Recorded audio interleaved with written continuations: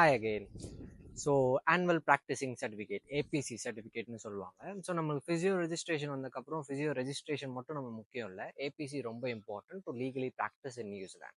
So உங்களுக்கு registration confirm ஆன இமெயிலோடையே சேர்த்து சொல்லியிருப்பாங்க ஆனுவல் ப்ராக்டிசிங் சர்டிஃபிகேட் நீங்கள் அப்ளை பண்ணணும், எப்படி அப்ளை பண்ணணும்னு சொல்லியிருப்பாங்க.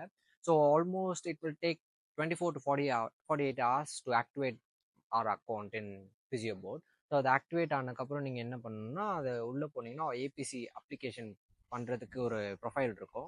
அதுக்குள்ளே போய் லாகின் பண்ணிங்கன்னா சில கொஸ்டின்ஸ் கேட்கும். என்னென்ன கொஸ்டின்ஸ்னால், நீங்கள் வித்தின் 3 years ஸ்டடீஸ் முடிச்சிருக்கீங்களா, ஃபிசியோதெரப்பி ஸ்டடீஸ் முடிச்சிருக்கீங்களான்னு கேட்பாங்க. இல்லாட்டா வித்தின் 3 years நீங்கள் நியூசிலாண்டில் ப்ராக்டிஸ் பண்ணியிருக்கீங்களான்னு கேட்பாங்க. அடுத்து என்ன கொஸ்டின்னா, நீங்கள் வித்தின் 3 years வெளியே அவுட் சைட் ஆஃப் நியூசிலாண்ட் வேறு ஏதாவது கண்ட்ரியில் ஃபிசியோதெரப்பி ப்ராக்டிஸ் பண்ணியிருக்கீங்களான்னு கேட்பாங்க. எதுக்காகனா உங்களோட ப்ராக்டிஸ் கண்டினியூஸாக இருக்கான்னு பார்க்குறதுக்காக மெயினாக கேட்குறாங்க இதெல்லாம். இந்த 3 கொஸ்டின் நீங்கள் ஆன்சர் பண்ணணும். இதை ஆன்சர் பண்ணக்கப்புறம் அந்த அப்ளிகேஷன் ரிசீவ்டுன்னு வரும். அதுக்கப்புறம் ரெஜிஸ்ட்ரேஷன் போர்ட்லேருந்து உங்களுக்கு ஒரு இமெயில் வரும். என்ன இமெயில் வரும்னா, இது மாதிரி உங்கள் அப்ளிகேஷன் எங்களுக்கு ரிசீவ் ஆகிருக்கு, நீங்கள் வெளியே ப்ராக்டிஸ், நான் வந்து வெளியே ப்ராக்டிஸ் பண்ணேன், நியூசிலாண்டில் ப்ராக்டிஸ் பண்ணல, வெளியே அப்ராடில் ப்ராக்டிஸ் பண்ணியிருக்கேன் ஃபிசியோதெரப்பின்னு சொல்லியிருந்தேன். ஸோ அப்ராடில் ப்ராக்டிஸ் பண்ணியிருக்கேன்னு சொல்லியிருக்கனால எந்த கண்ட்ரிலலாம் நீங்கள் ப்ராக்டிஸ் பண்ணியிருக்கீங்கன்னு கேட்டாங்க. நான் யூகேல மட்டும்தான் ப்ராக்டிஸ் பண்ணேன்னு சொல்லியிருந்தேன். பிகாஸ் நான் இந்தியன் அசோசியேஷன் ஆஃப் ஃபிசியோதெரப்பியில் மெம்பராக இல்லாதனால நான் அங்கே ப்ராக்டிஸ் பண்ணல. தென் நான் யூகேக்கு போய் போஸ்ட் கிராஜுவேட் முடிச்சதுக்கப்புறம் அங்கே ப்ராக்டிஸ் பண்ணனால ஐ செட் ப்ராக்டிஸ் இன் யூகே, அது மட்டும் சொல்லியிருந்தேன். ஸோ அவங்க சொன்னதுக்கப்புறம் இன்னொரு இமெயில் அனுப்புனாங்க, சர்டிஃபிகேட் ஆஃப் குட் ஸ்டாண்டிங் அந்த ஹெச்சிபிசிலேருந்து வேணும், யூகேலேருந்து வேணும். ஸோ ஹெச்சிபிசி நீங்கள் ப்ரொஃபைலுக்குள்ளே போனீங்கனாலே ஆட்டோமேட்டிக்காக you can download the good standing certificate. நீங்கள் ரெக்வஸ்ட் பண்ணணும்னு அவசியம் இல்லை, அதுலேயே ஆட்டோமேட்டிக்காக அன்னைக்கான டேட் போட்டு டவுன்லோட் பண்ணிக்கலாம் நம்ம. ஸோ அதை நான் சப்மிட் பண்ணியிருந்தேன். அதை சப்மிட் பண்ணக்கப்புறம் என்ன கேட்டிருந்தாங்கன்னா, உங்கள் ரீசன்சி ஆஃப் ப்ராக்டிஸ், நீங்கள் ப்ராக்டிஸ் பண்ணிட்டு இருக்கீங்கன்னு சொல்லியிருக்கீங்கல்ல, ஸோ ரீசன்சி ஆஃப் ப்ராக்டிஸ்க்கு என்னென்ன டாக்குமெண்ட்ஸ் வேணும்னா, நம்ம எம்ப்ளாயர்கிட்ட இருந்து ஒரு எம்ப்ளாய்மெண்ட் லெட்டர் வேணும். அதாவது எப்போத்துலேருந்து எப்போ வரைக்கும் நீங்கள் ப்ராக்டிஸ் பண்ணுறீங்க, வேலையை விட்டுருந்தீங்கன்னா, இல்லை ப்ரெசென்ட்டில் இருக்கீங்கன்னா எந்த வருஷத்தை ஸ்டார்ட் பண்ணி எப்போ வரைக்கும் போயிட்டுருக்கு அதை சொல்லணும்.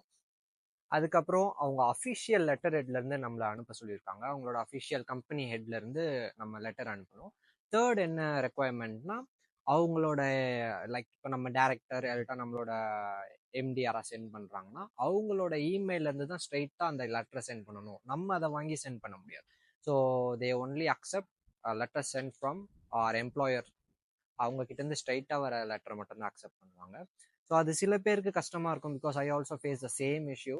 நம்ம எம்ப்ளாயர் லேட் பண்ணுவாங்க சில டைம் அதை அனுப்புறதுக்கு. ஸோ அதை நம்ம ஃபாலோ பண்ணிகிட்டே இருக்கணும். இன்கேஸ் நம்ம வேலையை விட்டுருந்தோம்னா, வேறு வேலையில் இருந்தோம்னா அதுக்கும் கொஞ்சம் கஷ்டம். திருப்பி போய் நம்ம அவங்கள கேட்க, அவங்க கிட்ட இருந்து இமெயில் சென்ட் பண்ண. பிகாஸ் அந்த இமெயில் அவங்க கிட்ட இருந்து வர வரைக்கும் they won't issue the APC. So எனக்கு என்னோட எம்ப்ளாயர் சென்ட் பண்ணக்கப்புறம் நெக்ஸ்ட் டேவே I got my APC certificate. So அது each year it gets expired as like HCPC 2 இயர்ஸ்க்கு ஒரு தடவை ரினிவல் பண்ணுற மாதிரி ஏபிசியை நம்ம ஈச் இயர் ரினிவல் பண்ணணும். ஸோ அதை நம்ம கரெக்டான அந்த டேட்டுக்குள்ளே we will get notification as well, but அந்த டேட்குள்ளே we need to renew our ABC. Same like CBT பார்ப்பாங்க கரெக்டாக நம்ம இது பண்ணுறோமான்ட்டு. அது ஹெச்சிபிசி மாதிரி சர்டன் பீப்புளை தேர்ந்தெடுத்து நம்மளோட சிபிடியை ப்ரூவ் பண்ண சொல்லுவாங்க.